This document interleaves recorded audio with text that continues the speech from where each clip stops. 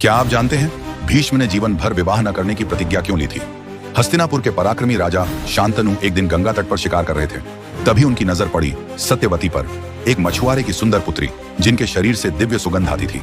राजा मोहित हो गए और सत्यवती के पिता से विवाह का प्रस्ताव रखा, लेकिन पिता ने शर्त रखी, सत्यवती का पुत्र ही हस्तिनापुर का राजा बनेगा। राजा शांतनु असमंजस में पड़ गए। उनके बड़े पुत्र देवव्रत भीष्म पहले से ही राज्य के उत्तराधिकारी थे। जब भीष्म ने अपने पिता को इस दुविधा में देखा तो उन्होंने एक ऐसा प्रण लिया जिसने इतिहास बदल दिया। मैं जीवन भर विवाह नहीं करूंगा और कभी भी हस्तिनापुर की गद्दी पर अधिकार नहीं करूंगा।